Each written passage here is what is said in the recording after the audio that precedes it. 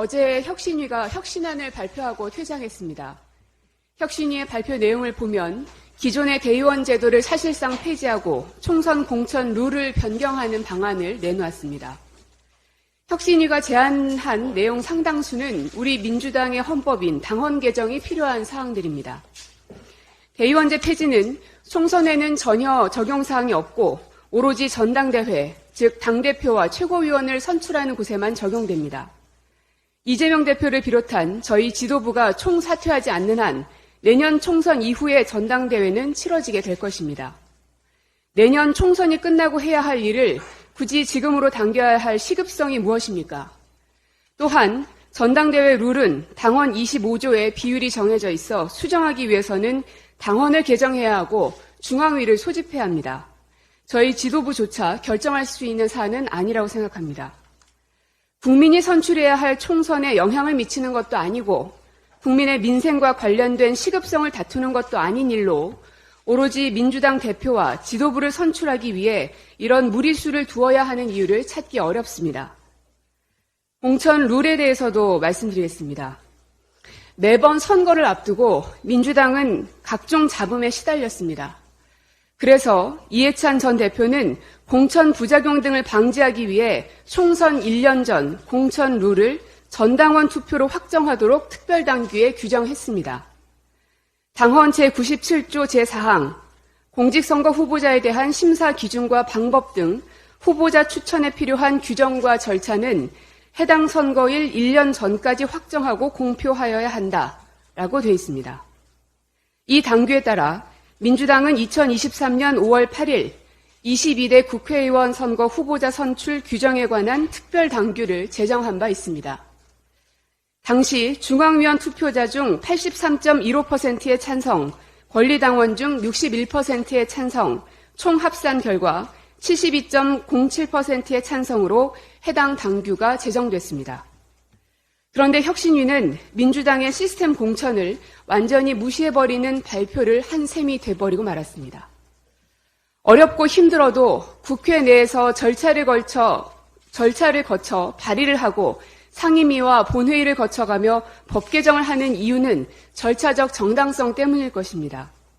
법과 원칙을 정하는 이유는 혼란을 최소화하기 위함입니다. 정당 또한 마찬가지일 것입니다. 부디 민주당이 국민들로부터 인정받는 정당, 무능한 대통령을 견제할 수 있는 유능한 정당이 되도록 최선을 다해야 됩니다. 입법기관인 우리 스스로 우리가 정한 법과 절차를 무시하는 행위는 없어야 합니다. 더불어민주당 혁신위원회가 혁신안을 발표했습니다. 낡은 것을 바꾸거나 고쳐서 새롭게 한다. 혁신의 사전적 의미입니다. 그러므로 단체나 조직을 혁신할 때 반대하고 저항하는 목소리가 나올 수밖에 없습니다. 그러므로 혁신의 과정은 혼란스러워 보일 수밖에 없습니다.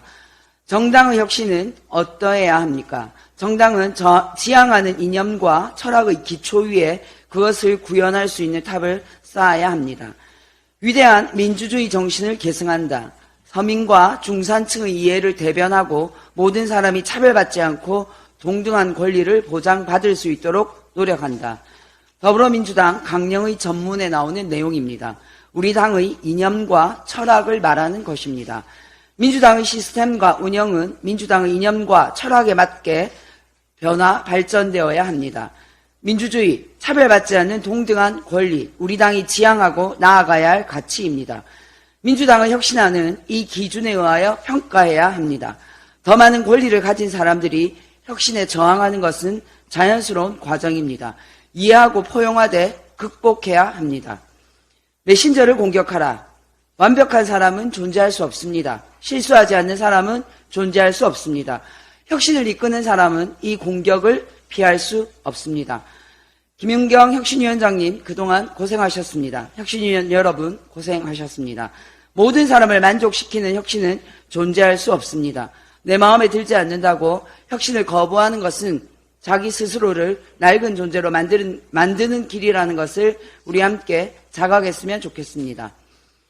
김태우 전 강서구청장이 대법원에서 유죄 판결을 받은 지 3개월 만에 특별사면 대상에 올랐습니다. 대법원은 김태우가 공무상 기밀 누설을 저질렀다고 분명히 판결했습니다. 대법원 판결을 부인하는 것은 삼권 분립을 무력화하는 반헌법적인 행위입니다. 더구나 대법원 판결 3개월 만에 김태우 전 강서구청장을 사면하는 것은 법원의 존재 자체를 부정하는 것입니다. 윤석열 대통령님, 정적과 상대당은 없는 죄도 만들어서 때려잡고 자기 편의 죄는 3개월 만에 면죄부를 주는 정권이 되어야 만족하십니까?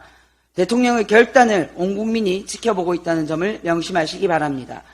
윤석열 검사독재 정권의 본질은 법치주의가 아닙니다. 검찰의 수사 권력으로 억압적 통치를 하는 정권에 불과합니다. 이 현실과 맞서 싸우지 않고 외면하면서 개인의 정치적 이익만 쫓는 모든 정치인은 결국 윤석열 검사독재 정권의 협력자가 된다는 점을 말씀드리고 싶습니다.